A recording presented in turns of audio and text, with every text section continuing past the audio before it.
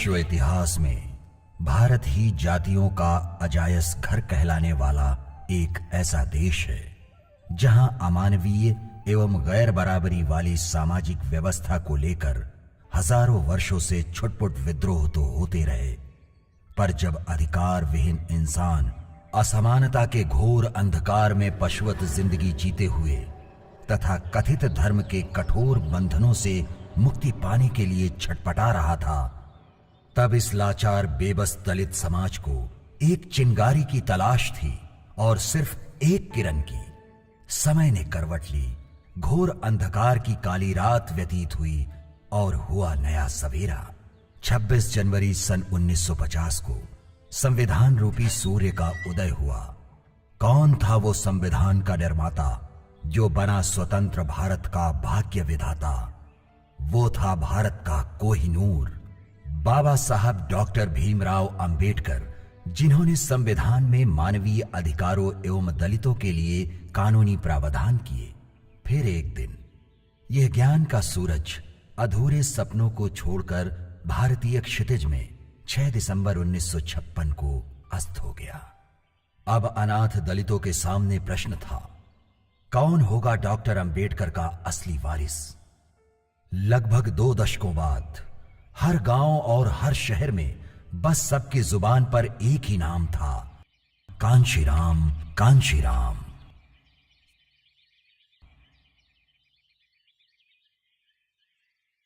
मानवर कांशीराम साहब के बचपन का सवाल है जी। इनके पिता का नाम हरि सिंह था, सिख परिवार से थे जी, और वो बचपन से ही बड़े स्वाभिमानी जी व्यक्ति थे। वो किसी सामाजिक बंधनों में नहीं बंधना चाहते थे। कांशीराम साहब जी का जन्म 15 मार्च 1934 में खुआसपुर गांव, जिला रोपड़, पंजाब में हुआ।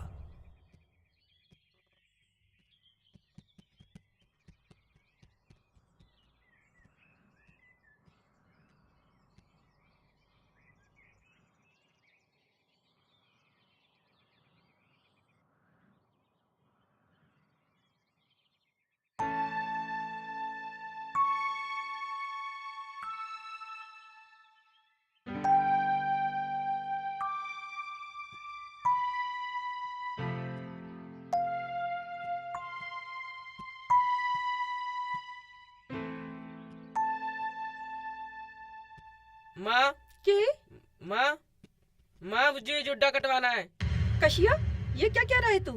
जुड्डा काट दो बेटा। कशिया, हम सिख हैं इसलिए हम बाल नहीं कटवाते। नहीं माँ, मुझे तो जुड्डा कटवाना है। नहीं बेटा, हम बाल नहीं कटवाते। पुत्र, तुम्हारी माँ ठीक तो कह रही है।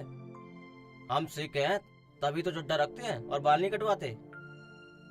हम खेत पे जा रहे हैं और बाल मत कटवाना, ठीक है? नहीं माँ, मुझे जुड्डा कटवाना है। हम सिख हैं तभी तो जुड्डा रखते हैं और बाल नहीं कटवाते।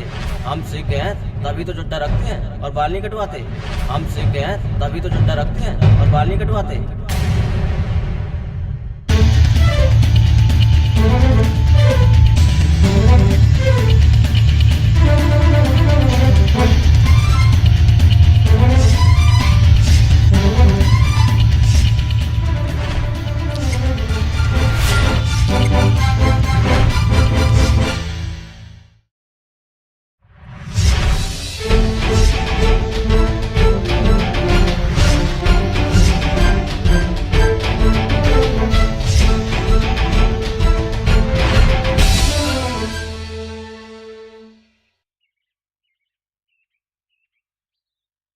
अरे कसिया, तूने ये क्या किया?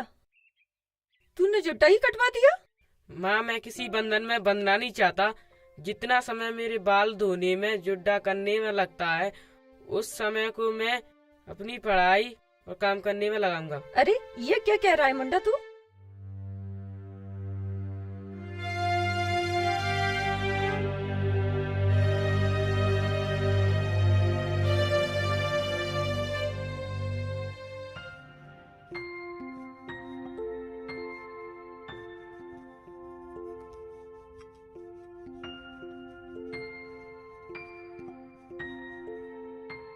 पुत्र, अच्छे से पढ़ाई वढ़ाई करना, हमारा भी नाम रोशन करना और अपना भी नाम रोशन करना। जितनी ज्यादा पढ़ाई करोगे उतने बड़े आदमी बनोगे।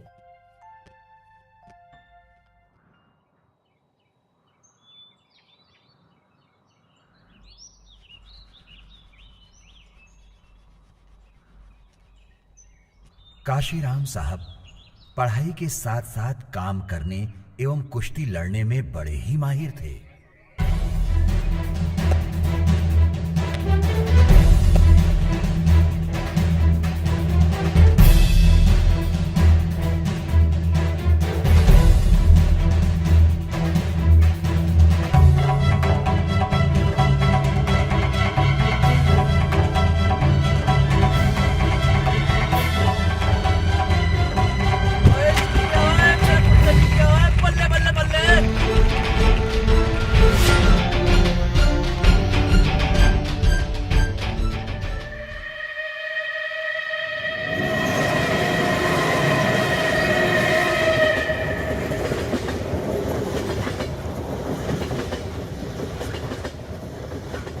साहब के घर में घड़ी न होने के कारण वो ट्रेन की आवाज सुनकर 5 बजे पढ़ाई करने उठ जाते थे।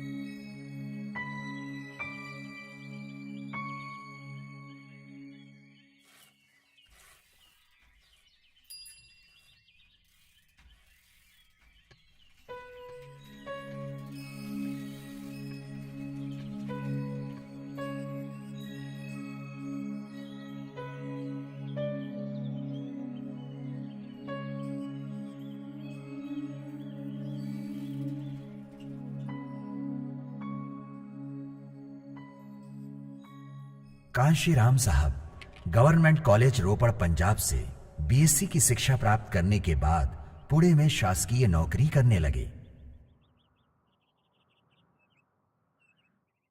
मैं तुम्हारे रोजगार के नारे से तंग आ गया हूँ।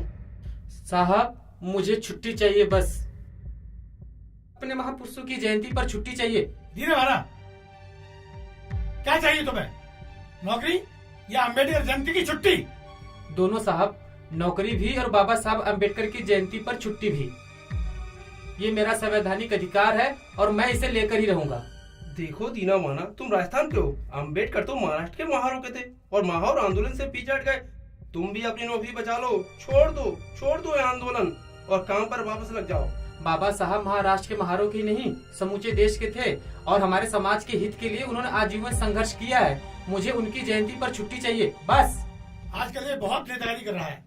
आने दो बड़े साहब को, इसकी शिकायत करते हैं। हाँ, आज तो शिकायत करनी ही पड़ेगी।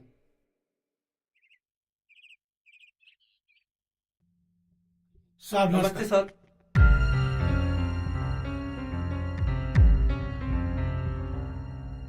साहब, आपने सही डिसीजन लिया है, वो इसी लायक है।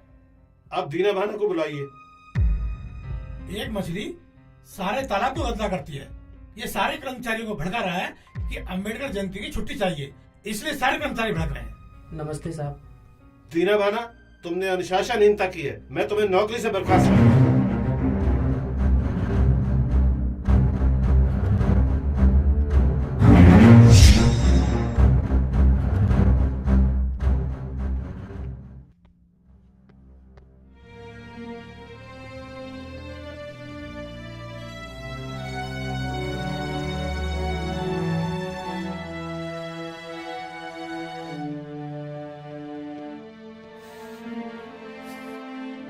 क्या हुआ अंदर दीना भाना?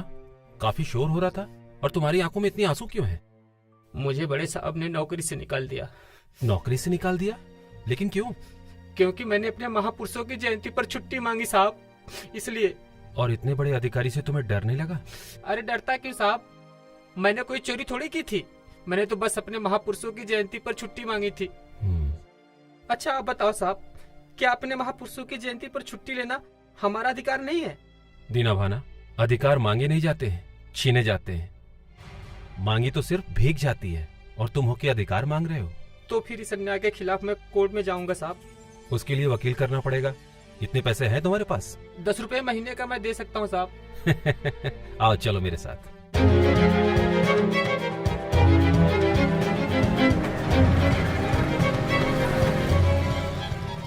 मैंने आपका केस स्टडी किया है, केस में दम है। आप ये केस जरूर जीतोगे। साहब फीस कितनी लगेगी? कम से कम 1000 रुपया। इतने पैसे तो है नहीं हमारे पास, चलते हैं। ठहरो दीना भाना। वकील साहब जी, ये 500 रुपया है। आप कोर्ट में केस दायर कीजिए, बाकी पैसे भी आपको मिल जाएंगे। जरूर। धन्यवाद। चलो दीना भाना। नमस्ते साहब, मैं तो आपका कुछ नहीं लगता ना, फिर भी आपने मेरी इतनी मदद क्यों की? जानते हो दीना भाना, वो हर लोग मेरे अपने हैं जो अपने अधिकारों के लिए लड़ते हैं। तुम चिंता मत करो, ये लड़ाई सिर्फ तुम्हारी ही नहीं, मेरी भी है। और जब तक मैं तुम्हारी बहाली नहीं करा दूंगा, चैन से नहीं बैठूंगा। चलो। सर, मानवर साहब का जो पहला आंदोलन था राजनीति की तरफ, तो कब उन्हें लगा कि मुझे समाज के प्रति, समाज के लिए आंदोलन करने चाहिए, समाज को एकत्रित करके जो देश में उन्होंने मिसाल कायम की। और फर्स्ट जो उनका आंदोलन था, मतलब उन्होंने अपने आंदोलन की शुरुआत कहां से की? मानवर कांसीराम साहब ने दीना भाना के द्वारा विरोध करने पर, प्रशासन का विरोध करने पर सस्पेंड किया गया। उसको लेकर के मानवर कांसीराम साहब मंत्री के पास गए। मंत्री ने बहाली का आश्वासन दिया, न्याय देने का आश्वासन दिया, और इसके बाद दीना भाना को न्याय मिला भी। दीना भाना बहाल हुए, और इधर उनसे प्रेरणा लेकर मानवर कांसीराम साहब एक प्रकार की प्रेरणा, एक 4th क्लास का कर्मचारी, उसने जो संघर्ष किया, मानवर साहब ने सोचा कि 4th क्लास का कर्मचारी डॉक्टर अंबेडकर के विषय में जानता है, तो उनके साथी खापर्डे ने, D.K. खापर्डे नाम था, एनिहिलेशन ऑफ द कास्ट, मानवर कांसीराम साहब को पुस्तक दी। उससे प्रेरणा लेकर वो बेचैन होने लगे।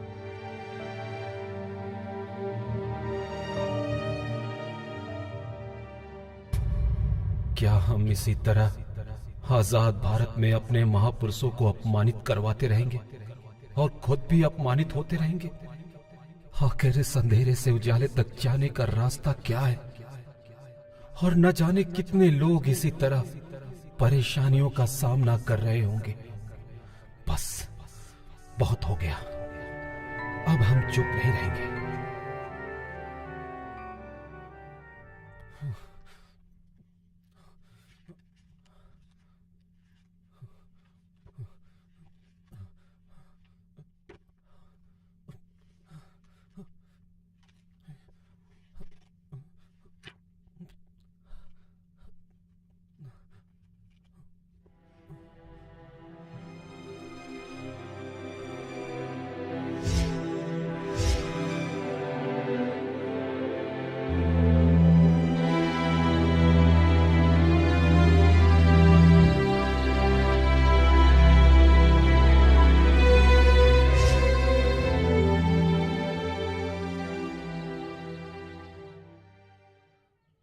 भाइयों,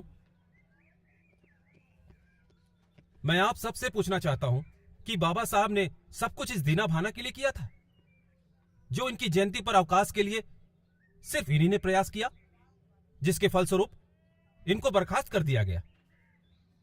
अरे आज हम लोग सरकारी नौकरी कर रहे हैं, वो बाबा साहब की ही देन है। यहां तक कि हमारे घरों में जो पानी पिया जा रहा है, वो भी बाबा साहब की ही देन है। इस नाते हमारा एक फर्ज बनता है कि जिन बाबा साहब के लिए दीना भाना ने प्रयास किया है, हमें हर हालत में दीना भाना को बहाल करवाना है। और इसके लिए कल हम मंत्री जी के बंगले पर मिल रहे हैं। मैं आप सबसे निवेदन करता हूं कि आप सब ज्यादा से ज्यादा संख्या में अपने पूरे समाज को इकट्ठा करें और वहां पर आए। वो ज्ञापन दीना भाना के बहाली के लिए होगा। धन्यवाद।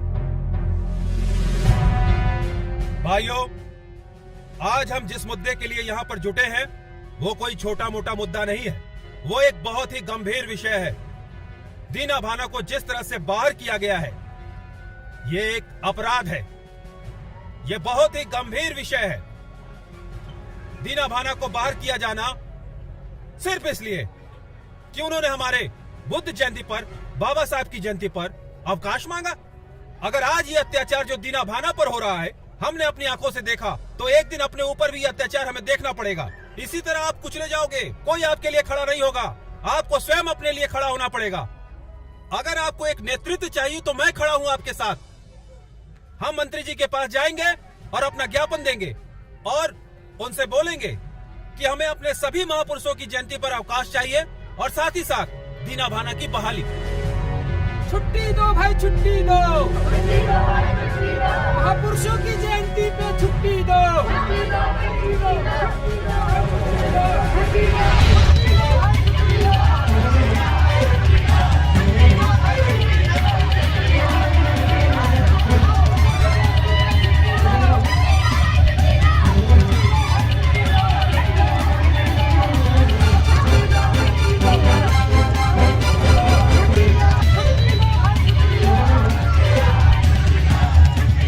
बताइए क्या बात है?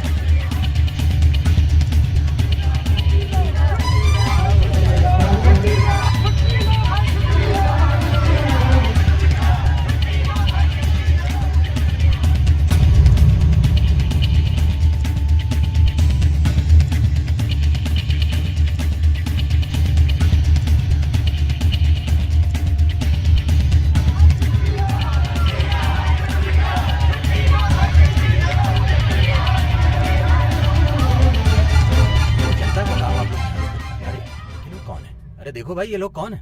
नमस्कार मंत्री जी। नमस्कार मंत्री जी, हम लोगों की समस्याएं सुन लीजिए। कैसी समस्याएं हैं आप लोगों की? मंत्री जी, मैं आपसे निवेदन करता हूं कि हमारे महापुरुषों की जयंती पर हमें अवकाश चाहिए। हमारे दीना भाना ने इस अवकाश को मांगा तो उन्हें नौकरी से बर्खास्त कर दिया गया। मंत्री जी, अन्याय है। हमें अवकाश चाहिए और इसके साथ साथ दीना भाना की बहाली चाहिए। मंत्री जी, मैं आपसे निवेदन करता हूं कि आप इन दोनों को दीजिए, आपकी बहुत बहुत कृपा होगी। आप चिंता मत करिए, इस केस की उच्च स्तरीय जांच कराई जाएगी और आपको इंसाफ मिलेगा और जो दोषी अधिकारी होंगे जिन्होंने आपके साथ ये घिनौना कृत्य किया है उनको अवश्य सजा दी जाएगी। आप लोग इस बात से बिल्कुल निश्चिंत रहिए। और महापुरुष डॉक्टर भीमराव अंबेडकर और भगवान बुद्ध की जयंती पर बिल्कुल छुट्टी दी जाएगी। और रही बात आपकी नौकरी की, जो भी मुझसे उचित बन सकेगा मैं पूरी तरह से कोशिश करूंगा कि आपको बहाली मिल जाए। अब आप निश्चिंत होकर अपने घर जा सकते हैं। मैं आपका काम कर दूंगा, आप निश्चिंत रहिए।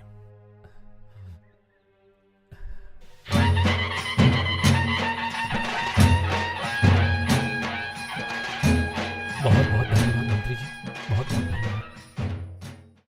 85% बहुत बड़ा वोट बैंक है। ये काशीराम पागल हो गया है। आंदोलन करके इसने दीना भाना को बहाल करा लिया है और अब अंबेडकर जयंती और बुद्ध जयंती का अवकाश भी करा लिया है। काशीराम आता ही होगा, बुलाया उसे, समझाएंगे। वो आ गया साहब।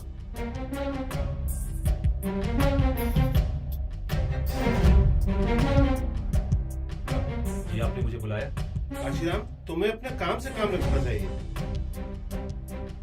दीना भाना चतुर्श्रेणी कर्मचारी है, एक अधिकारी और कर्मचारी का क्या मेल? मेरा और उसका सबसे बड़ा मेल ये है कि वो चूड़ा भंगी है और मैं चमार, और हम दोनों की तो रासिया भी एक है। और जिसने मेरे भाई की तरफ बुरी निगाह डाली मैं उसकी आंखें निकाल लूंगा। चलता हूं। देखा साहब,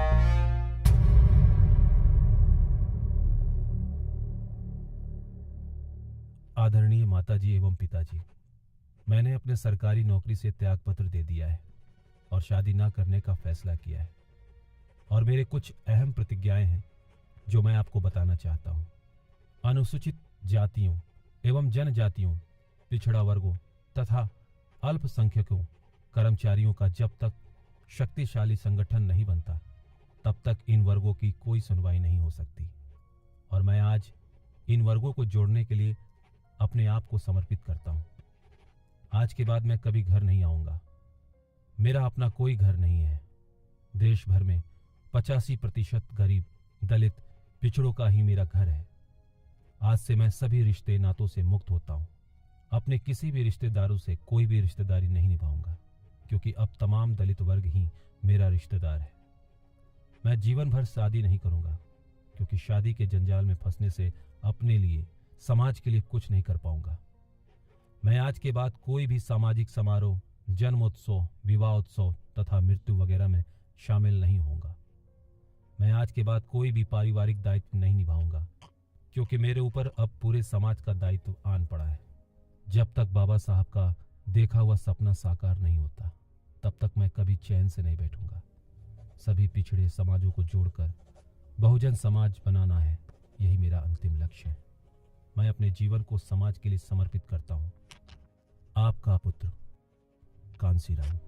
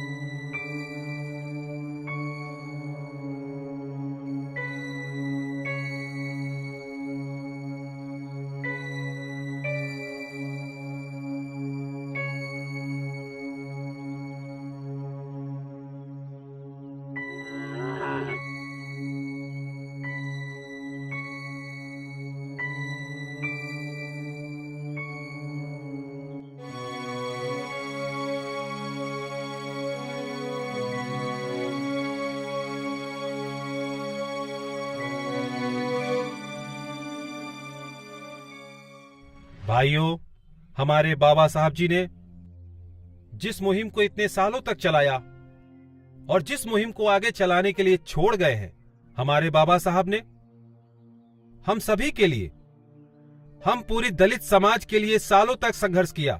मैं आप सभी को बताना चाहता हूं कि कैसे ये मुट्ठी भर समाज, हम पूरे बहुजन समाज को अपने मुट्ठी में लिए हुए हैं। सिर्फ थोड़ी सी पढ़ाई लिखाई करके हम सबको अपने पीछे लगाए हुए हैं और हम लोग भी शोषित होते जा रहे हैं। हमारा इस देश में 85% है और ये सिर्फ 15%। मैं आप सभी लोगों को इस कलम के द्वारा बताना चाहता हूं कि ये ढक्कन वो 15% लोग हैं और बाकी 85% हमारा बहुजन समाज। अगर इस ढक्कन को इस कलम से निकाल भी लिया तो इस कलम को कोई फर्क नहीं पड़ेगा। ये वैसा ही काम करेगी जैसा करती आई है, लेकिन ये 15% बेकार है। इसे हम फेंक भी सकते हैं, पर हम इसे फेंकेंगे नहीं। हम ये नहीं करते जो ये करते आए। हम इसको अपने साथ ही जोड़कर रखेंगे, इसके पीछे लगाकर, क्योंकि हमें यह बताना है कि हमारी शांति का मतलब यह नहीं कि हमें हमेशा दबाया जा सकता है। जिस दिन यह बहुजन समाज खड़ा हो गया, इन 15% लोगों को हम इस देश से बाहर फेंक सकते हैं, लेकिन हमने हमेशा भाईचारा चाहा है और हमेशा उसी पे अडिग रहेंगे। लेकिन कभी ये इन लोगों को मौका नहीं देंगे कि ये हमारा हक भी छीन ले। हमें अपना हक अब खुद उनसे छीनना पड़ेगा। भाइयों, आप इस कांसीराम का सहयोग करो। मैं आपसे वादा करता हूं कि वही हक वापस दिलाऊंगा जिसके लिए हमारे बाबा साहब जीवन भर संघर्ष करते रहे। कांसीराम साहब, तुम संघर्ष करो। हम तुम्हारे साथ हैं। कांसीराम साहब, तुम संघर्ष करो। हम तुम्हारे साथ हैं। कांसीराम साहब, तुम संघर्ष करो। हम तुम्हारे साथ हैं। कांसीराम साहब, तुम संघर्ष करो। हम तुम्हारे साथ हैं। कांसीराम साहब, तुम संघर्ष करो। हम तुम्हारे साथ हैं।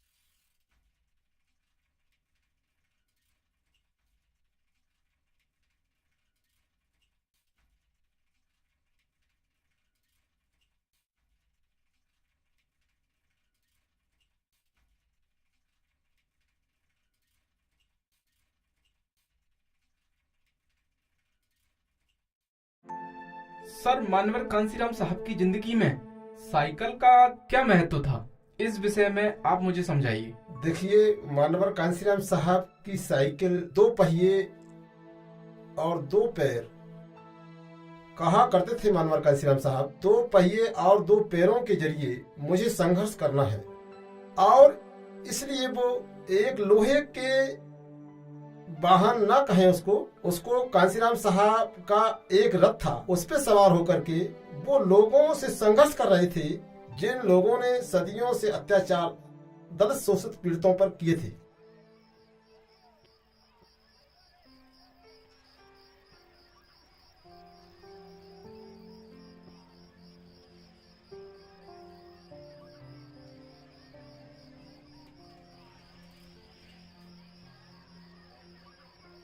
और भाई, क्या हाल है? हाँ जी साहब, ठीक है। भाई, हम दोनों के लिए 2 स्पेशल चाय भेजना। आप उधर बैठिए साहब, भेजता हूँ। आओ मनोहर, बैठो।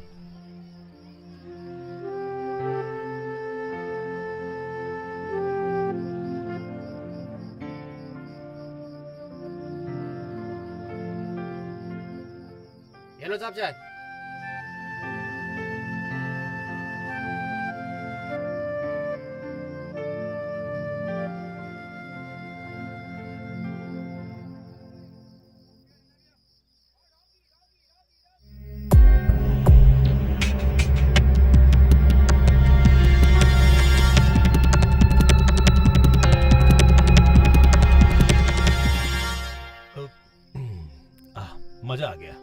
बढ़िया चाय थी। लाओ, चलो भाई, चाय बहुत अच्छी थी। क्यों आटे? हाँ जी, अच्छी थी ना? बहुत बढ़िया चाय थी। कितना हुआ? 50 पैसे हुए साहब। बस। ये लो। हाँ? साइकिल का है? अभी तो मेरे पास है, साइकिल तो अभी यही थी।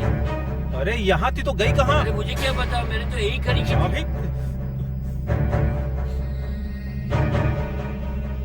इधर आओ। यहाँ साइकिल थी? कैसी साइकिल? मुझे पता नहीं साइकिल ड्राइवर सर। तुझे साइकिल के बारे में नहीं मालूम? सर अभी थाने ले जाकर 2 घंटे पड़ेंगे, तुझे पता पड़ेगा। साइकिल मालूम तुझे कहाँ है? साइकिल कहाँ है? मुझे माफ कर दो साहब, मुझे माफ कर दो साहब, गलती हो गई साहब, मुझे माफ। जल्दी जाओ और लेके आओ साइकिल, लेके आओ। सबके सब जुड़े हैं यहाँ पे। अगर साइकिल नहीं मिली ना, तुम सब थाने जाओगे।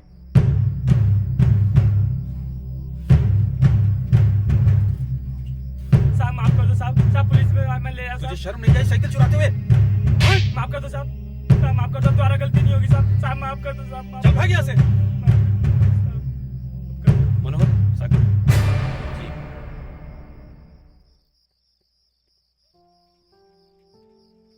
मेरे लिए साइकिल लोहे का बहाना नहीं है।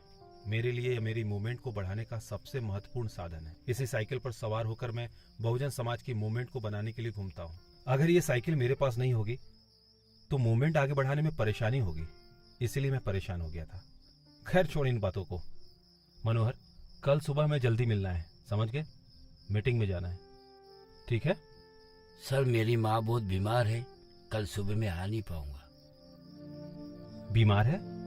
हाँ साहब, उनको दमे की बीमारी है। तो तुमने मुझे बताया नहीं? आपको बता नहीं पाया। मनोहर, तुमने मुझे बताया नहीं। कोई बात नहीं, तुम जाओ, जल्द से जल्द घर पहुंचो और अपनी माँ का ख्याल रखो। जी साहब। टेंशन मत लो, जाओ। पर साहब, मनोहर बोला ना एक बार, जाओ, चलो।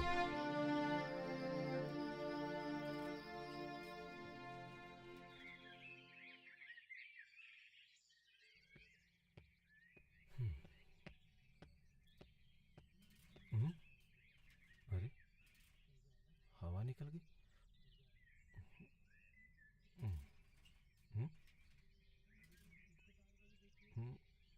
इसकी भी हवा निकली।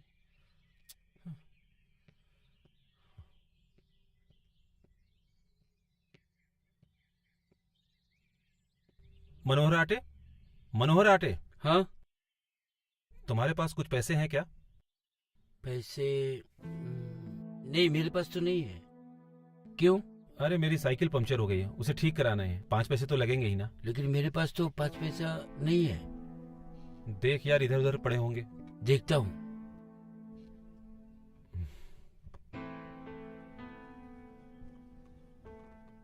नहीं यार, मेरे पास तो बिल्कुल ही नहीं। एक काम करो, मेरी साइकिल ले जाओ। तुम्हारे साइकिल में भी हवा नहीं है।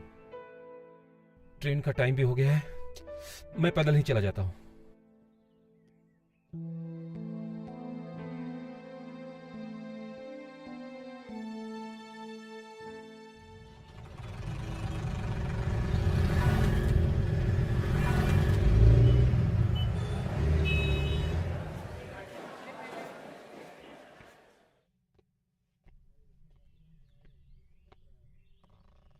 कांसीराम, तुम्हारे घर से पत्र आया है।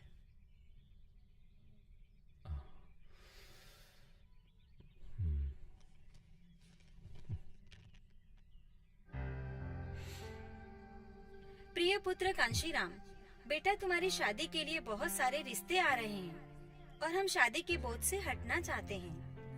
आज नहीं तो कल शादी करनी ही है। पास के गांव से एमएलए गुणवंत सिंह जी के घर से उनकी बेटी का रिश्ता आया है और तुम्हारे पिताजी भी यही चाहते हैं कि तुम्हारी शादी हो और घर में बहू आए, और हम भी यही चाहते हैं कि तुम घर जल्दी आ जाओ। तुम्हारी माता बिशन कौर। कांसीराम, क्या हुआ? कुछ नहीं, घर वाले चाहते हैं कि अब मैं शादी कर लूं।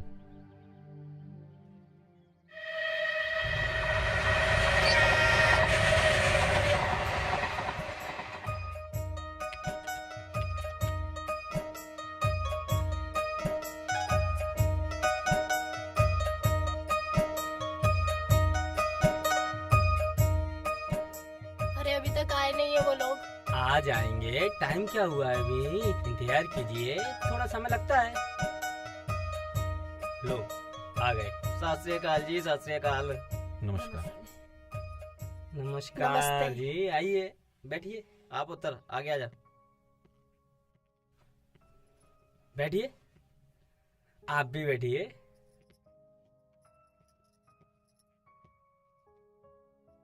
हाँ तो काशीराम जी, कहाँ सर्विस चल रही है आपकी? विज्ञान भवन, पुणे, महाराष्ट्र। अच्छे, तारीफ है। नेताजी बड़ी मेहनत करके इस मुकाम पर पहुंचा है काशीराम, और मेरा भी नाम रोशन किया है। अच्छा, बड़ा बहुत मेहनती अच्छे, बच्चा लगता है। बहुत अच्छे। देख क्या बात है। अरे यार, बचपन से मेरे कशिया को पढ़ने की बहुत लगन है। अच्छा सुनो जी, मेहमानों के लिए चाय नाश्ता लेकर आओ, जल्दी लेकर आओ। जाओ जाओ। हाँ जी, आपको आने में कोई तकलीफ तो नहीं हुई? अरे नहीं नेताजी, आने में कोई तकलीफ नहीं हुई।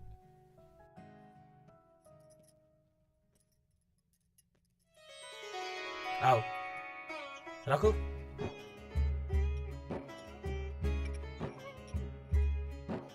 नमस्ते जी। बैठो बैठो बैठो। नमस्ते नमस्ते। बेटी, तुम्हारा नाम क्या है? मंजीत कौर। लड़की तो अच्छी है। अच्छा, आप लोग बातें कीजिए। आइए, मैं आपको अपना मकान दिखाता हूँ। आइए आइए आइए आइए।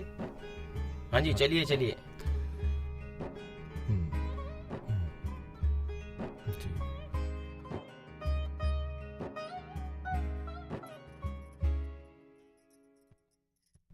आप पुणे में नौकरी करते हैं? जी, और आप? मैं 10वीं कक्षा में पढ़ती हूँ। ओ, और आपकी दीदी? मैं आपको क्यों बताऊं?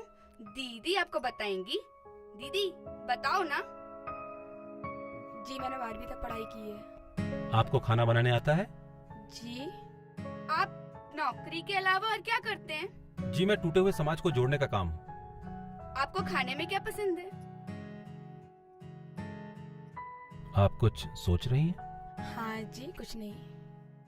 मैंने अपना पूरा जीवन इस समाज को दे दिया है, और मैं हर पढ़े लिखे लोगों से ये उम्मीद करता हूँ कि वो भी अपना जीवन इस समाज को देंगे। हमें बहुत खुशी है कि हमारी सगाई आप जैसे समाज के अच्छे काम करने वाले व्यक्ति से हुई है।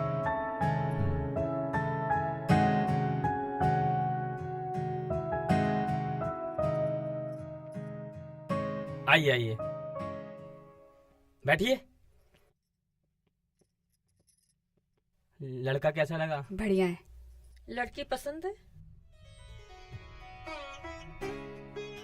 जी। तुम्हें कैसा लगा? मुझे तो पसंद। और तुम्हारी दीदी को?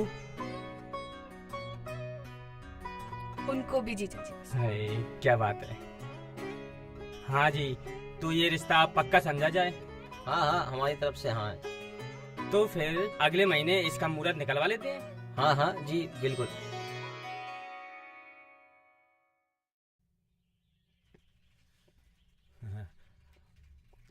जय भीम साहब। जय भीम। कैसे हैं आप लोग? सर्दी ज्यादा पड़ रही है, आप बाबूजी कोट खरीद लीजिए अपने लिए। हाँ, बात तो आप सही कह रहे हो। सर्दी बढ़ गई है, कोट लेना पड़ेगा। जय भीम। जय भीम। जय भीम।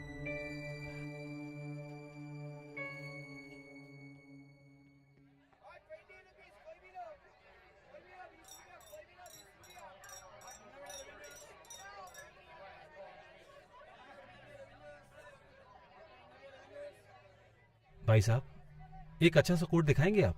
जी साहब, ये देखिए, एकदम फर्स्ट क्लास कोट, एकदम बढ़िया कोट, आप पर बिल्कुल जचेगा। देखिए। गुड, बहुत अच्छा है, कोट तो बहुत अच्छा है। भाई साहब, कितने का होगा? मात्र 45 रुपए का पड़ेगा साहब। 45 रुपया? भाई साहब, इससे थोड़ा सस्ता होगा? जी साहब, इससे सस्ता ही मिलेगा। जी, दिखाइए। ये देखिए, ये आपको इससे सस्ता पड़ेगा, एकदम बढ़िया, और इससे सस्ता। अच्छा कोट है। भाई साहब, ये कितने का होगा? साहब, ये आपको पड़ेगा 30 रुपए का मात्र। 30 रुपया?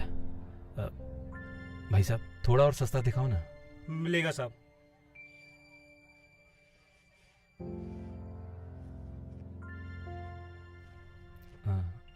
ये आखिरी कोट है साहब। ये भी अच्छा है। भाई साहब ये कितने का होगा? साहब ये आपको पड़ेगा मात्र 25 रुपए का। 25 रुपये? भाई साहब इतने पैसे नहीं है मेरे पास, थोड़ा और सस्ता मिल जाता तो। साहब ये साहब हमारी दुकान का सबसे सस्ता कोट है। अब इससे सस्ता कोट तो हमारे पास नहीं है। इससे सस्ता कोट अगर आपको चाहिए तो पीछे मरघट खाना बना है, आप वहां जाइए और वहां से खरीद लिए कोई सस्ता कोट। अरे वाह भाई साहब, आपने तो एकदम पते की बात कही। वहां तो वाकई में सस्ता मिल जाएगा। बहुत बहुत धन्यवाद भाई साहब, बहुत बहुत धन्यवाद, बहुत बहुत धन्यवाद। अजीब आदमी है यार। तो उन्होंने कहा कि भाई इससे सस्ता 30-40 रुपए से सस्ता अगर लेना है तो ये तो शमशान घाट पर ही मिलेगा। इसलिए तो उन्होंने फिर बड़े सहज भाव से शमशान घाट की तरफ चल दिए। और शमशान घाट पर ये कितने त्याग की बात है कि शमशान घाट पर 5 रुपए का उन्होंने कोट खरीद कर पहना।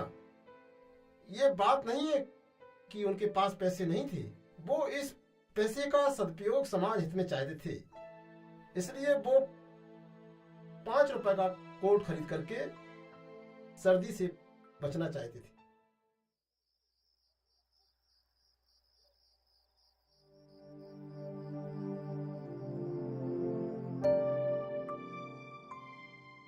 दलित लाचार समाज के लिए कांशीराम साहब का सबसे बड़ा त्याग शादी न करने का फैसला किया।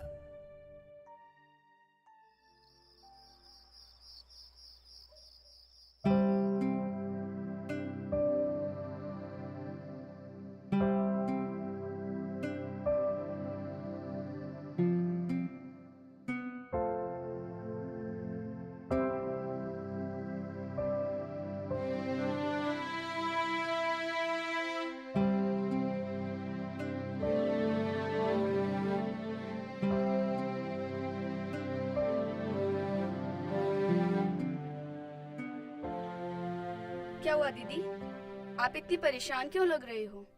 आप अभी तक सोई नहीं? पता नहीं जसप्रीत, उन्होंने शादी के लिए मना क्यों कर दी, और ना जाने वो क्या कर रहे होंगे इस समय। कोई नहीं, सो जाओ आप, सो जाओ दीदी।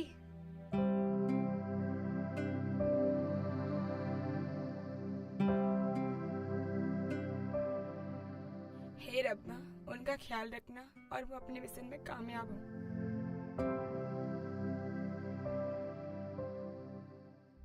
जय भीम भाइयों।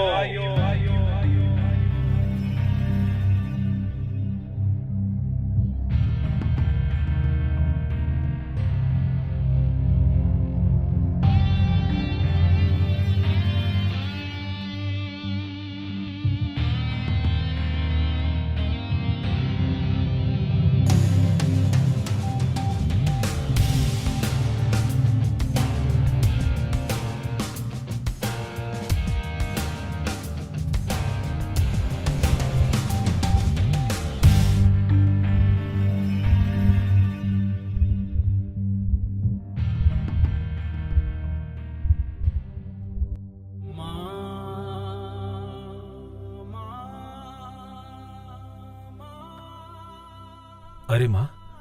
अरे कशिया, तू हमें बिल्कुल ही भूल गया।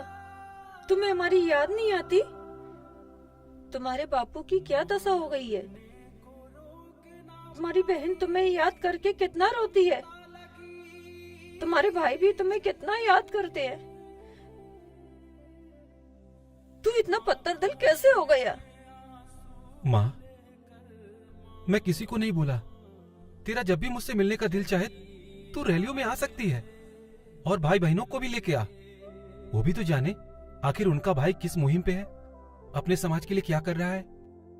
मैं तो चाहूंगा वो लोग हमारा साथ दे माँ। पर माँ, मेरी माँ, मैं बिल्कुल भी पत्थर दिल नहीं हुआ। मुझे आप सबकी याद आती है। अब यही समाज मेरा घर है।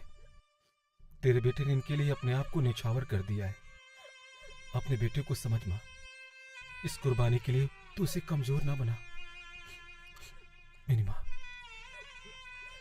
रब तेने सलामत रखे बेटा। आशीर्वाद दे मां।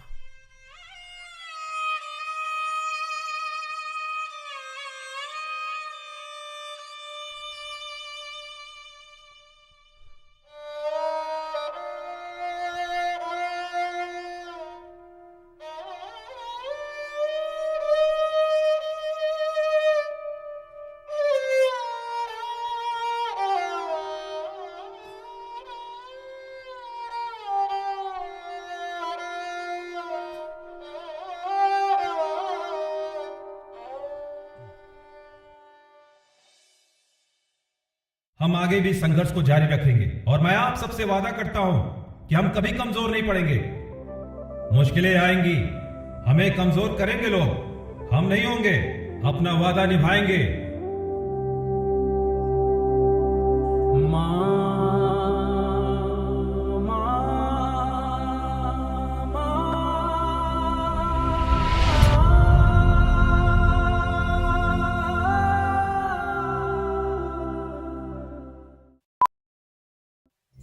इस शहर को ये हुआ क्या? कहीं राख है तो कहीं धुआं धुआं। क्यों कोई कुछ नहीं बोलता? चुपचाप धुएं को क्यों झेलता? हो गई बर्दाश्त की अब इंतहा। बुझे सिगरेट बीड़ी दिखे जलती जहां। पब्लिक प्लेस पर सिगरेट पीना मना है, उल्लंघन करने पर होगा जुर्माना। धूम्रपान ना करें ना करने दें, धूम्रपान पड़ेगा महंगा।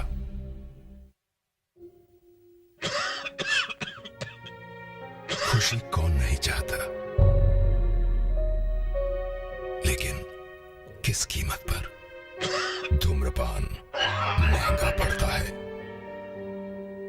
धूम्रपान आपके लिए हानिकारक है और आपके चाहने वालों के लिए भी। धूम्रपान पड़ेगा महंगा।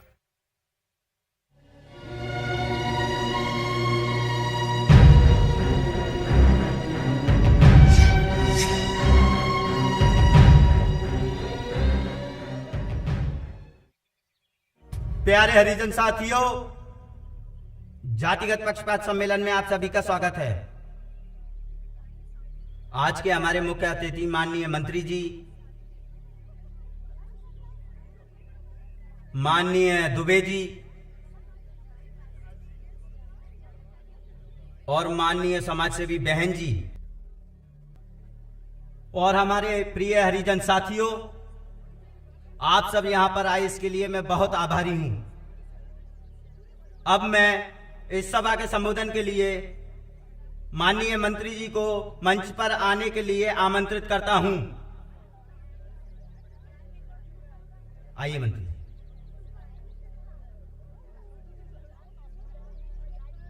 नमस्कार। आज राजधानी में मैंने इस सभा का आयोजन जातिगत पक्षपात के खिलाफ रखा है। मुझे गरीबों का दर्द देखा नहीं जाता। मेरे दलित हरिजन साथियों, मैं जाति व्यवस्था खत्म करना चाहता हूं। हरिजनों पर जो अत्याचार हो रहे हैं वो मुझे बिल्कुल बर्दाश्त नहीं होते। मैं हरिजनों के लिए कुछ करना चाहता हूं। हरिजनों के लिए कुछ करना ही मेरा धर्म है और मैं तब तक चैन की सांस नहीं लूंगा जब तक हरिजनों का हक और अधिकार नहीं दिला दूं। मैं जिंदगी भर आपके साथ हूं। जय हिंद, जय हिंद, जय हिंद।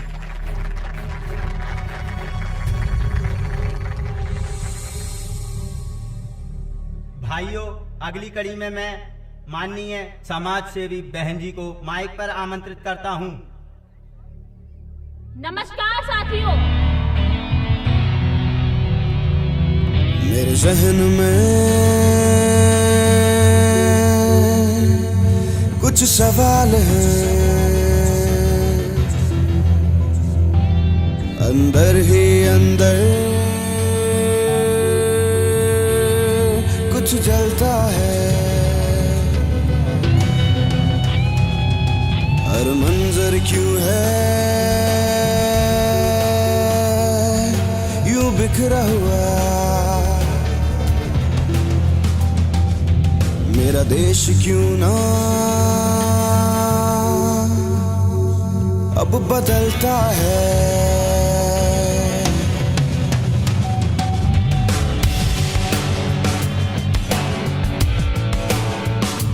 मेरे ज़हन में कुछ सवाल है, अंदर ही अंदर जलता है, हर मंजर क्यों है बिखरा हुआ, मेरा देश क्यों ना बदलता है। बदलाव चाहिए, बदलाव चाहिए, इस भ्रष्ट तंत्र से निजात चाहिए, भारत के शहजादे हमें जवाब चाहिए। साहब, आज जातिगत पक्षपात के खिलाफ एक सम्मेलन था। उस सम्मेलन में राजनारायण जो स्वास्थ्य मंत्री हैं, उन्होंने दलित समाज, एससी समाज को हरिजन शब्द का प्रयोग करते हुए कहा कि हरिजन समाज के लिए हम ये करेंगे वो करेंगे। इतने में एक लड़की जो टीचर है, उसका नाम हाँ मायावती है साहब, और सब लोगों के सामने कहा कि मंत्री जी, अगर हम लोग हरिजन हैं तो तुम लोग शैतान की औलाद हो। ऐसे लीडर सिपाहियों की हमें भी जरूरत है। मैं मायावती से मिलना चाहूंगा।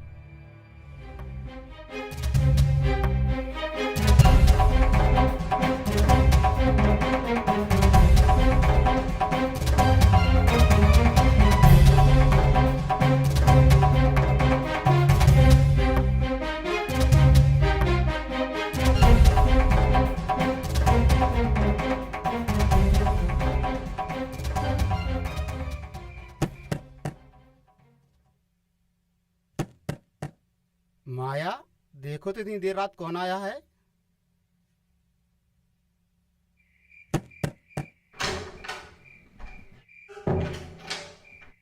साहब, आप? नमस्ते। जय भीम। आइए।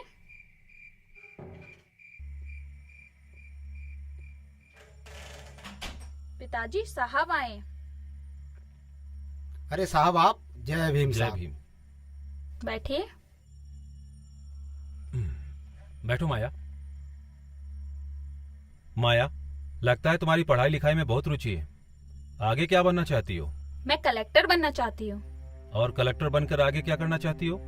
कलेक्टर बनकर मैं दलित समुदाय की सेवा करना चाहती हूँ। माया, मुझे नहीं लगता कि तुम कलेक्टर बनकर दलित समुदाय की उतनी सेवा कर सकती हो जितना कि तुम सोच रही हो। साहब, आपको ऐसा क्यों लगता है? माया, आज हमारे देश के अधिकांश कलेक्टर और ऑफिसर सिर्फ राजनेताओं की ही सेवा कर रहे हैं। आज हमारे देश में बहुत से कलेक्टर व अधिकारी पैदा होते हैं, पर एक भी ढंग का राजनेता पैदा नहीं हो रहा है। तुम्हारे अंदर दलितों के लिए एक आग है, उनकी सेवा करने का एक जुनून है। अगर तुम चाहो तो मैं तुम्हें इस देश का इतना बड़ा नेता बना सकता हूँ कि इन कलेक्टरों अफसरों की लाइनें तुम्हारे आदेश का पालन करने के लिए बैठी होगी माया, और इस तरह से तुम दलित समाज की सेवा भी कर सकती हो। साहब, मैं पानी लाती हूँ। ठहरो माया, वक्त काफी हो रहा है और रात भी काफी हो गई है। मुझे अब चलना चाहिए। जय भीम।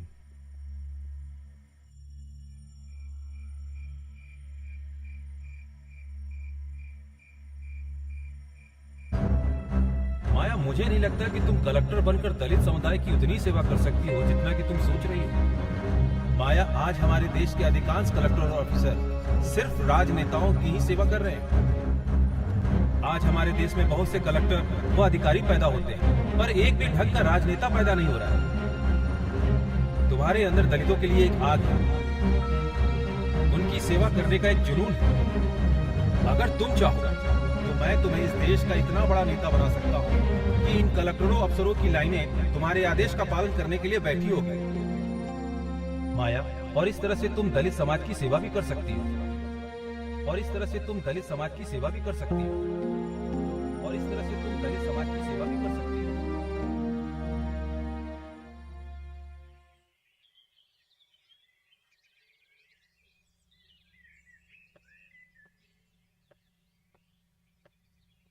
माया, क्या सोचा तुमने काशीराम साहब की बातों पर?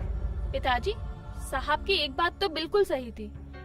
जिस समाज में राजनीतिक दल और नेताओं को निशाने साधने की आदत हो, वहाँ एक सरकारी अफसर का योगदान तो सीमित होकर रह जाता है। पिताजी, मैं जा रही हूँ, मुझे स्कूल के लिए देर हो रही है।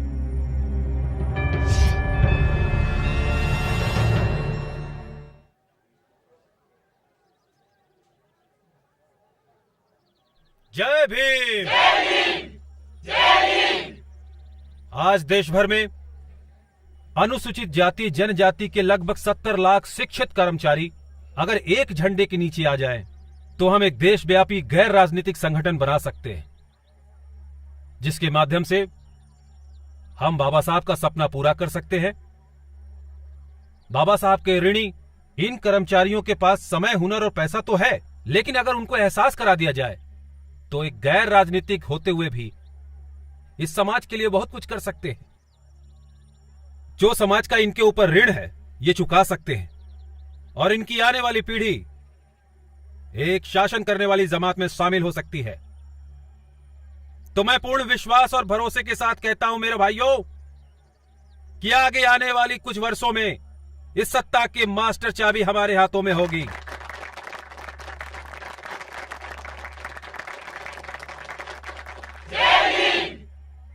भाइयों, हमारा अंतिम लक्ष्य इस देश में शासन करना नहीं है। हमारा अंतिम लक्ष्य दलितों, पिछड़ों और शोषितों को इस समाज में अधिकार दिलाना है, ताकि वो समानता का अधिकार पा सके। बाबा साहब ने कहा था कि छुआछूत समाप्त करना मेरा जन्मसिद्ध अधिकार है और इन सभी समाज को समानता का अधिकार बिना राजनीतिक सत्ता के नहीं दिलाया जा सकता। और इस देश में वही समाज उन्नति करते हैं जो राजनीतिक सत्ता से संपन्न होते हैं। अपने इस महान उद्देश्य को पाने के लिए आप इस पागलपन की सभी हदों को पार कर जाइए। हां, लोग आपको पागल कहेंगे, पर आपको रुकना नहीं है, आपको थमना नहीं है, बस आगे बढ़ते जाना है। मेरे बहुजन समाज के साथियों, आज के दौर में आप जो कार्य कर रहे हैं वो अपने आप में अद्वितीय है। आज के इस दौर में आपको आपके कार्य के लिए शाबाशी देने वाला कोई नहीं मिलेगा, बल्कि आपको बुरा भला कहेंगे, आपकी निंदा करेंगे। लेकिन मैं बस यही कहना चाहता हूं आपसे कि जब भी आपको लगे कि आपने कोई अच्छा कार्य किया है और आपको कोई शाबाशी देने वाला ना मिले, तो आप खुद अपनी पीठ थपथपाइए। भाइयों, अगर आपको किसी भी काम को लेकर भ्रमित किया जाता है या डराया जाता है, तब आप बिल्कुल भी चिंतित मत होना। आप अपने पूरे विवेक से उसी कार्य को करिए। आप देखेंगे आपको सफलता मिलेगी और आपका डर भी निकल जाएगा। आज मुझे अपने सभी साथियों का जोश देखकर लग रहा है कि हम बहुत जल्द ही बाबा साहब के सपनों को पूरा करेंगे, जो उन्होंने बहुत साल पहले देखा था। जहां पर कार्यकर्ता मिशनरी होते हैं, दुख उठाने में सक्षम होते हैं, वहां पर कार्य तेजी से होता है।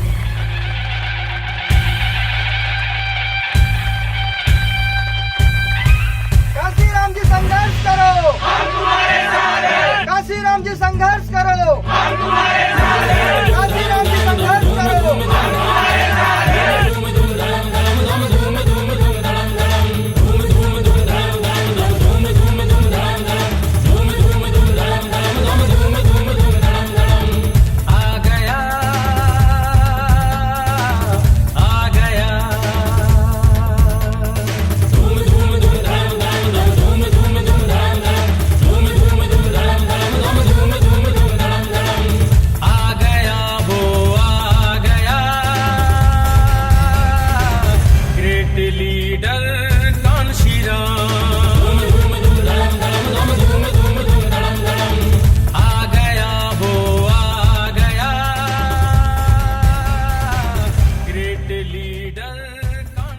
साहब, मैं रिक्शे वाला। कौन आना चाहता है? आने दिया जाए।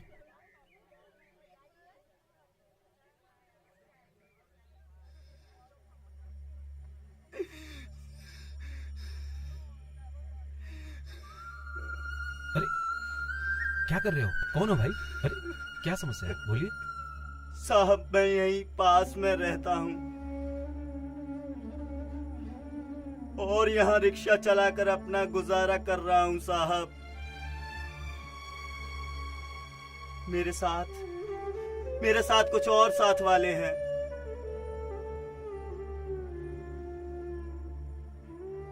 साहब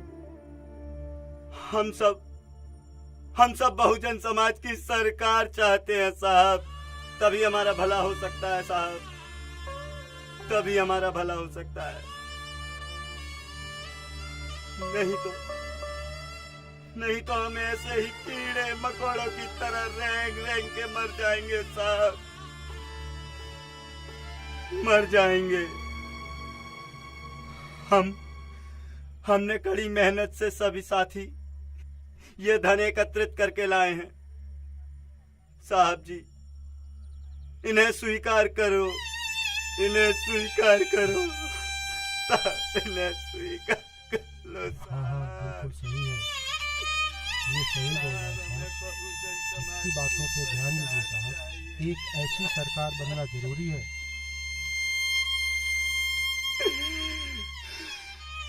तभी हमारा उद्धार होगा साहब। अब आपको ही आगे आना पड़ेगा, हम सब आपके साथ हैं। जब तक बहुजन समाज की सरकार नहीं बनेगी तब तक हमारा उद्धार नहीं होगा साहब।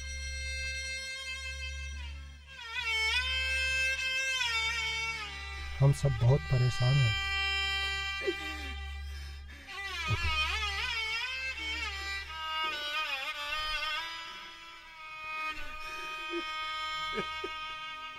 इस गरीब की चाहत, इसके अंदर का जुनून, त्याग महसूस किया आपने?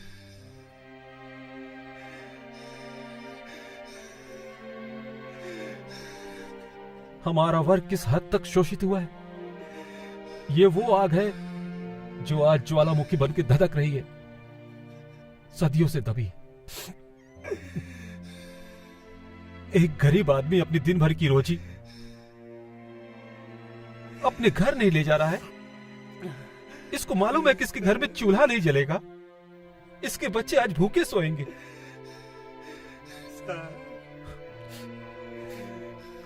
अपने समाज को देख रहा है, अपने समाज के लाखों बच्चों को देख रहा है,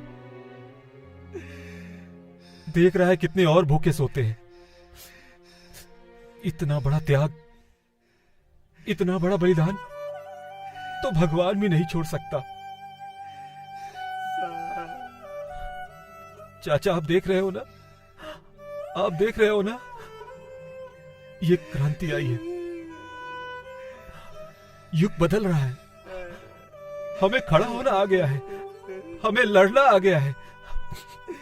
मुझे तुम पे गर्व है।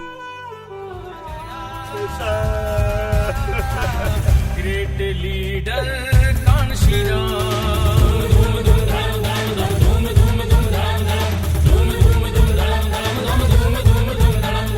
तेज है, तर्रार है, धार है, प्रहार है, शोषितों की शान में जो बना ललकार है। राजनीति में किया कमाल, चलता है शेरों की चाल, जो सदियों से थे कंगाल किया उसी ने मालामाल। ढोंगी सरकारों को वो सबक सिखाता है, राजनीति की दुनिया में तूफान लाता है। अरे ऐसा लीडर है जो सोती कौम जगाता है, अरे एक नोट और एक वोट का पाठ पढ़ाता है। जो जख्मों पे मरहम लगाए, अधिकार सबको दिलवाए, जो जख्मों पे मरहम लगाए, अधिकार सबको दिलवाए। सच बोला हो कर निडर, वो कहलाया, वो कहलाया।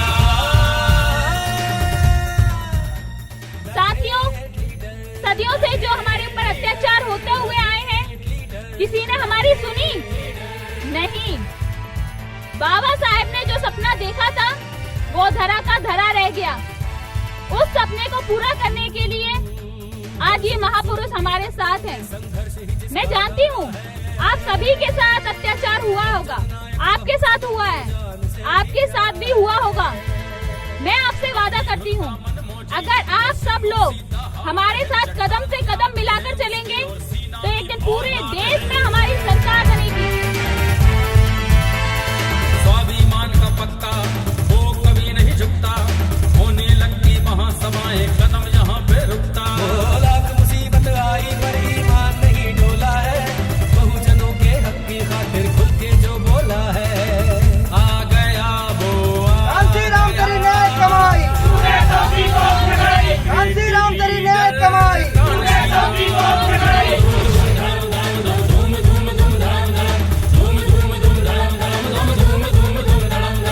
छोड़ नौकरी वैज्ञानिक की राजनीति में आया, भीम कारवा भीम का जिसने आगे खूब बढ़ाया। दो पहिया दो पैर का नाना गांव गांव में गाया, मजलूमों ने समझा जिसको अम्बेडकर का साया। लड़ी लड़ाई निर्धनों की जिसने पूरे मन से, करी रैलियां घूम घूम के छोटे संसाधन से। वो है ग्रेट लीडर, वो है ग्रेट लीडर, वो है ग्रेट लीडर, वो है ग्रेट लीडर, वो है ग्रेट लीडर।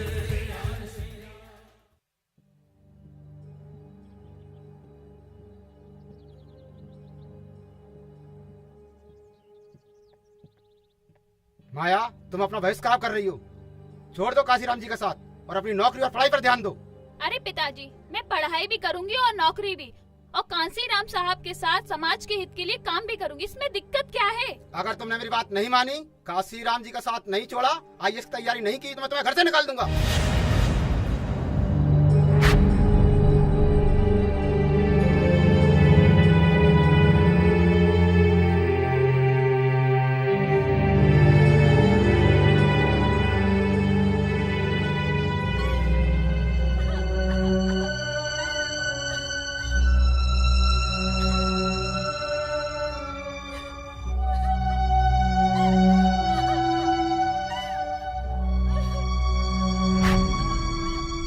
तुम्हारे अंदर दलितों के लिए एक आग है, उनकी सेवा करने का एक जुनून है। अगर तुम चाहो तो मैं तुम्हें इस देश का इतना बड़ा नेता बना सकता हूँ कि इन कलेक्टरों अफसरों की लाइनें तुम्हारे आदेश का पालन करने के लिए बैठी होगी। तुम्हारे अंदर दलितों के लिए एक आग है, उनकी सेवा करने का एक जुनून है। अगर तुम चाहो तो मैं तुम्हें इस देश का इतना बड़ा नेता बना सकता हूँ कि इन कलेक्टरों अफसरों की लाइनें तुम्हारे आदेश का पालन करने के लिए बैठी होगी। तुम्हारे अंदर दलितों के लिए एक आग है, सेवा करने का एक जुनून है। अगर तुम चाहो तो मैं तुम्हें इस देश का इतना बड़ा हमारे आदेश का पालन करने के लिए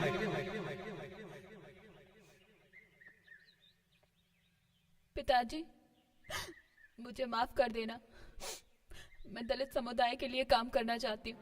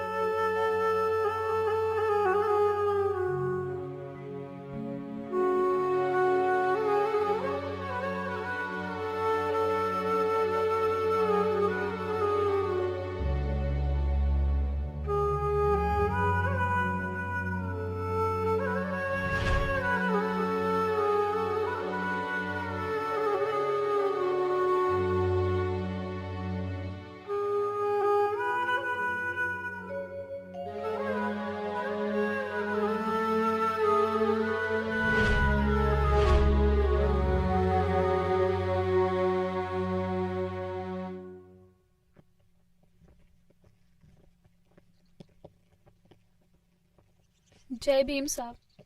जय भीम मेरे मिशन के साथियों। बैठो बैठो बैठो।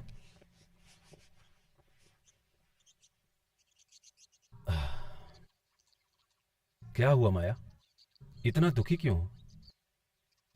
साहब, मैंने घर छोड़ दिया है। घर छोड़ दिया? लेकिन क्यों? साहब, पिताजी कहते हैं या तो सब छोड़कर IAS की तैयारी करो या घर छोड़ दो। इसलिए मैंने घर छोड़ दिया, क्योंकि मैंने फैसला कर लिया है मैं अपने समाज के लिए अपना सारा जीवन समर्पित करती हूँ। माया, मुझे तुम पर गर्व है और हम दोनों मिलकर अपने समाज की तरक्की के लिए कुछ भी करेंगे और अंबेडकर जी का सपना पूरा करेंगे। सदियों से दलित समाज के उत्थान के लिए संघर्षरत कांसीराम साहब को बहन मायावती के रूप में एक नया अवतार मिला, जिसके माध्यम से कांसीराम साहब और बहन मायावती ने दलित समाज और बहुजन समाज की एकता को एक सूत्र में बांधने का प्रयत्न शुरू किया। बहन मायावती बहुमुखी प्रतिभा की धनी थी और पढ़ी लिखी भी थी। इस तरह से बहन मायावती ने दलित समाज की महिलाओं को शिक्षित कर एक सूत्र में पिरोने का काम शुरू कर दिया। बहन कुमारी मायावती मानवर कांसीराम साहब की एक अविश्वसनीय ताकत बन के उभरी।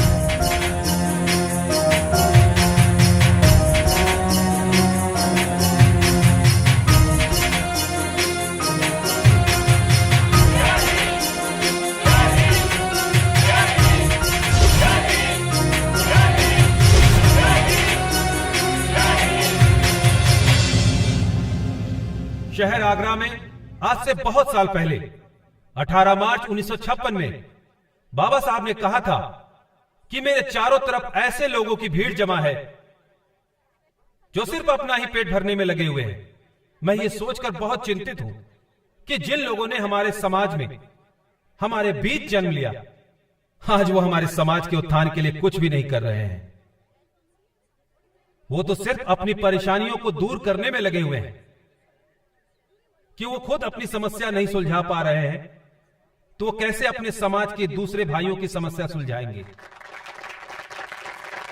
भाइयों, बाबा साहब ने कहा था कि मैं पिछले 30 सालों से अपने समाज के लोगों के लिए राजनीतिक अधिकारों के लिए लड़ रहा हूं और मैंने आज वो राजनीतिक अधिकार प्राप्त भी कर लिए हैं जो आपका, हमारा, हम सबका जन्मसिद्ध अधिकार है।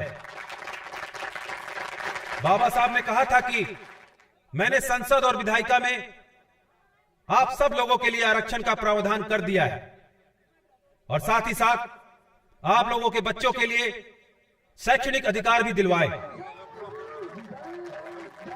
अब आप लोग तरक्की की राह में आगे जा सकते हैं। अब आप लोगों का फर्ज बनता है कि इस देश में फैला हुआ और इन सभी समाज को, भाइयों, अभी आपका फर्ज बनता है कि इस देश से आर्थिक, सामाजिक और शैक्षणिक असमानता को दूर करने के लिए आप सबको प्रयास करना चाहिए।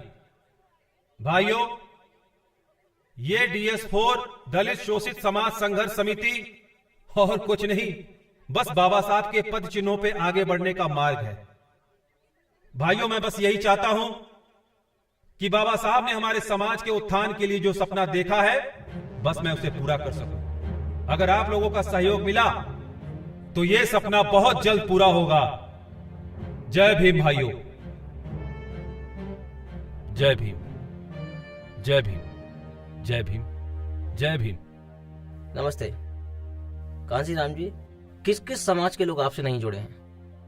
सर, क्षत्रिय, ब्राह्मण और बनिया छोड़ के हर कोई DS4 है। कांसीराम जी, एक आखिरी सवाल और। मंदिर और मस्जिद को लेकर इस समय काफी दंगे हो रहे हैं, इस विषय में आपकी क्या राय है? पत्रकार महोदय जी, मंदिर और मस्जिद हमारा कभी मुद्दा न था, न कभी होगा। हमारा मुद्दा तो सिर्फ रोजी और रोटी है और इस बारे में मैं सिर्फ यही कहना चाहता हूं कि मंदिर मस्जिद आपका सवाल और रोटी कपड़ा मेरा सवाल। जय भीम।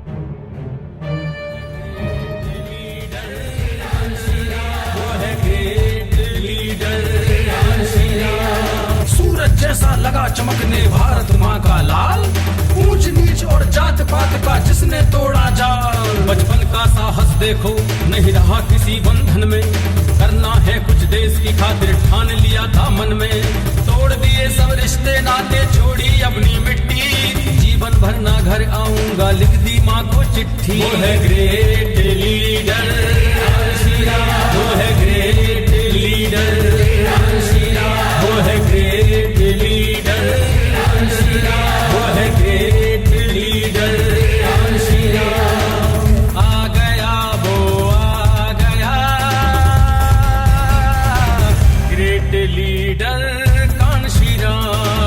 धूम धूम धाम धाम धाम, धूम धूम धूम धाम धाम, धूम धूम धूम धाम धाम धाम, धूम धूम धूम धाम धाम। तेज है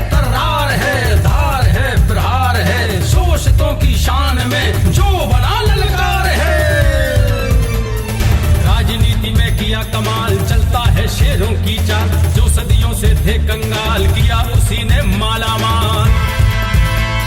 ढोंगी सरकारों को वो सबक सिखाता है, राजनीति की दुनिया में तूफान लाता है।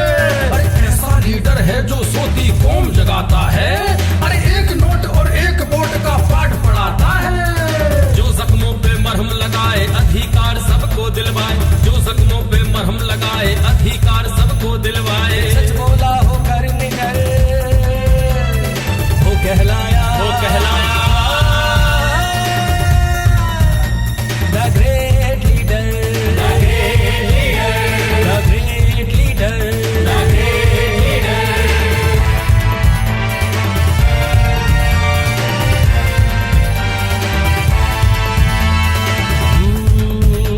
हर जोर जुल्म की टक्कर में संघर्ष ही जिसका नारा है,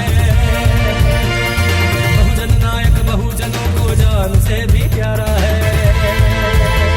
अपनी धुन का मन मौजी और सिंगों सी दहाड़ है, चट्टान की आगे है उसके और सीना की औलाद है। स्वाभिमान का पक्का वो कभी नहीं झुकता, होने लगती वहाँ समाएं कदम यहाँ पे रुकता।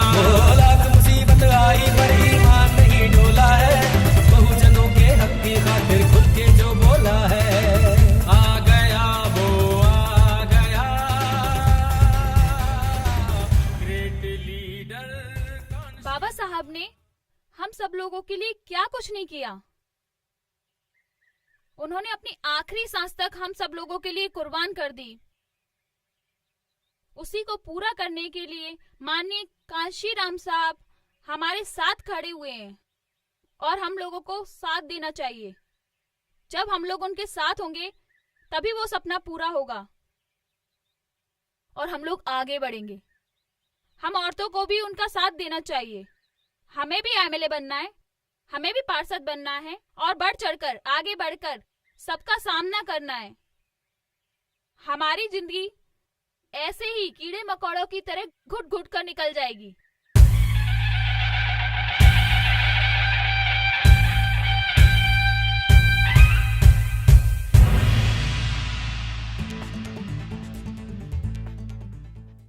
क्या भीमा, सुना है कोई रैली निकल रही है इधर?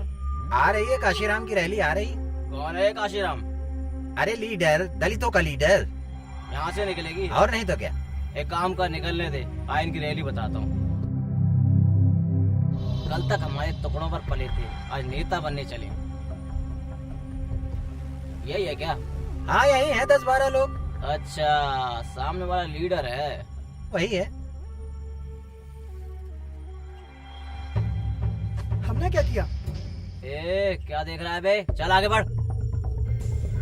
बड़ी नेता नगी चढ़ी है, रुक अभी निकालता हूँ।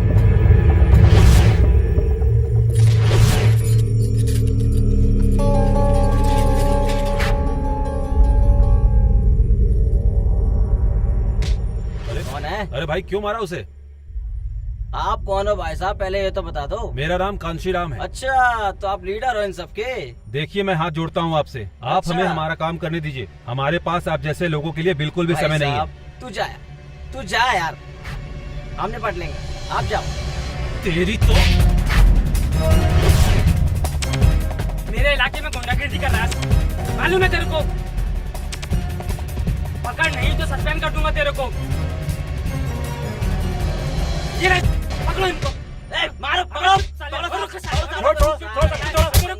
तुम लोग साहब इसको समझाओ।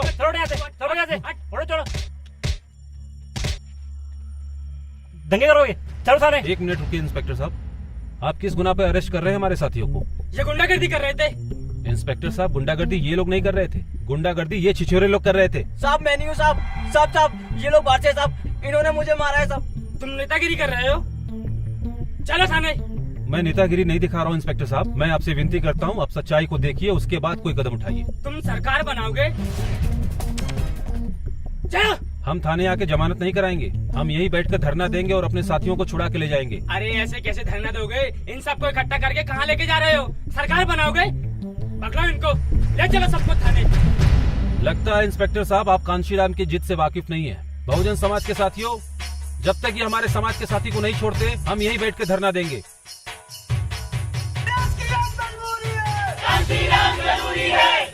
सर छोड़ दो, खाने चलो, उनका संगठन मजबूत दिख रहा है।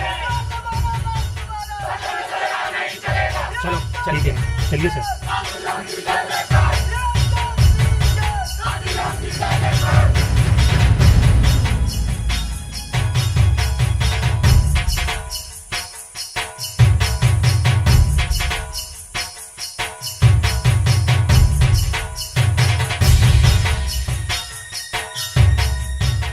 देखा भाइयों आप लोगों ने, हमारे एकता की शक्ति। इसी तरह आगे बढ़ते रहेंगे, कहीं नहीं रुकेंगे।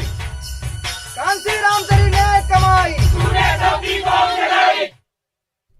और फिर वो वक्त आ गया था जब पूरा बहुजन समाज एक मंच पर खड़ा था। एक तरफ कांसीराम साहब का संघर्ष था तो दूसरी तरफ बहन कुमारी मायावती जी का पूरा बहुजन समाज देश का नेतृत्व करने के लिए तैयार थी और सदियों से झेल रहे अत्याचार के विरुद्ध बिगुल बज चुका था। और आज का दिन था बहुजन समाज पार्टी की ललकार का।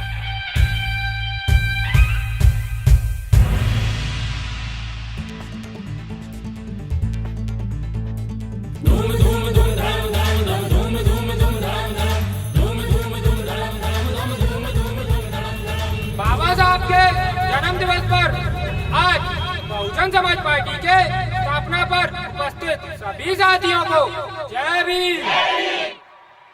सबसे पहले बहुजन समाज पार्टी के राष्ट्रीय अध्यक्ष मैं मान्यवर कांसीराम साहब से निवेदन करता हूं कि वो आए और महापुरुषों की छाया चित्र पर माला अर्पण करें।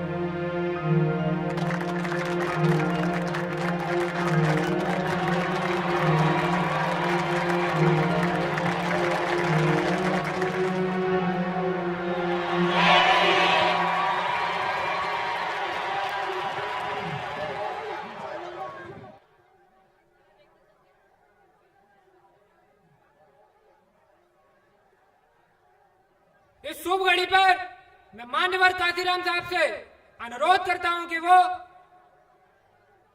आए और इस सभा को संबोधित करें।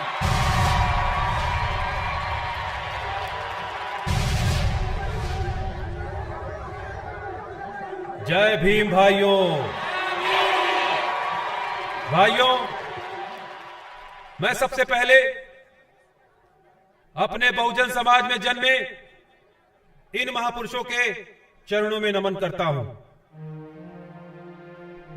भाइयों, आज आजादी के 37 वर्षों बाद भी हम लोग जानवरों की तरह जी रहे हैं, मगर अब इंसान बनने का वक्त आ गया है। सामाजिक परिवर्तन हमारा प्रमुख उद्देश्य है, हमारा अंतिम उद्देश्य है पूरे भारतवर्ष में राज्य करना। और भाइयों, मांगने वाला नहीं, देने वाला बहुजन समाज बनाएंगे। भाइयों, क्या आपको मालूम है कि सभी दलों की ताकत हमारा ये बहुजन समाज ही है। हमें विकास करना होगा और साथ ही साथ यह साबित करना होगा कि हम बाबा साहब की ही संतान हैं। भाइयों, पूरे भारतवर्ष में 6,743 जातियां हैं, जिन्हें जोड़कर हमने बहुजन समाज बनाया है। आज हर बड़े समाज के लोग बड़े गर्व के साथ कहते हैं कि मैं ठाकुर हूं, मैं ब्राह्मण हूं, मैं वैश्य हूं? हमारे पास क्या बचा है बोलने के लिए? अब हम गर्व से कहेंगे भाइयों, हम बहुजन समाज के लोग हैं। मेरा तो स्वाभिमानी मिशन है भाइयों, और स्वाभिमानी मिशन कहता है कि 100 साल तक बकरी की तरह मिमिया मिमिया के जीने से अच्छा है एक दिन शेर की तरह दहाड़ के जिया जाए।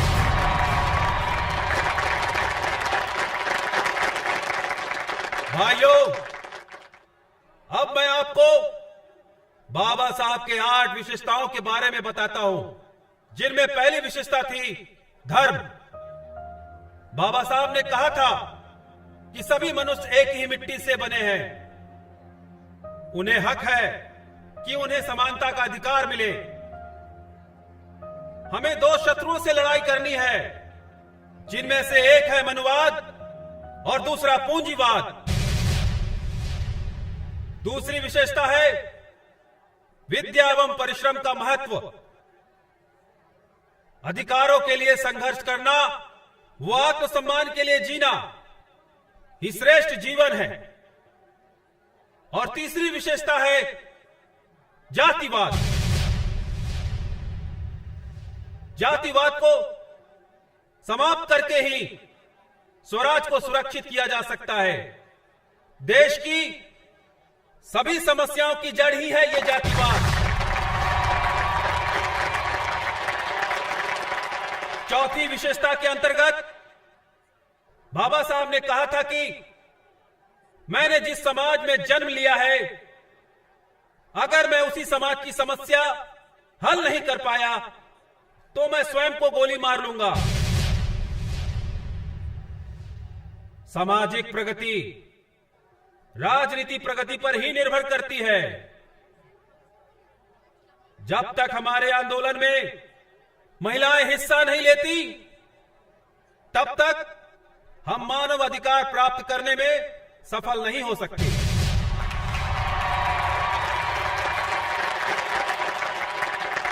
छठवीं विशेषता है राजनीति।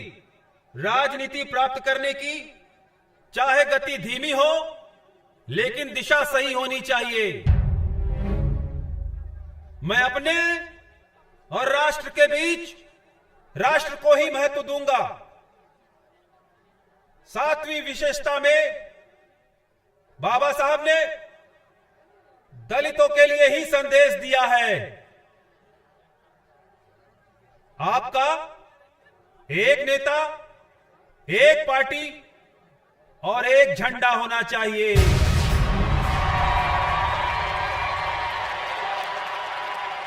मैं अपने सारे दलित युवाओं से कहना चाहता हूं कि वो शिक्षा और बुद्धि में किसी से कम नहीं है।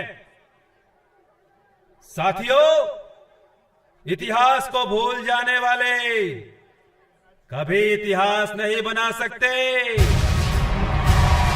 आखिर कब तक चलेगा ये चमचा योग? अब आने वाले समय में हमें इस चमचा युग को समाप्त करना है। भाइयों, जरा उन्हें भी तो एहसास करा दिया जाए कि बलि बकरे की दी जाती है, शेर की नहीं। तो भाइयों, अब दहाड़ने का समय आ गया है। दहाड़ो, जितनी जोर से दहाड़ सकते हो दहाड़ो। जय भीम।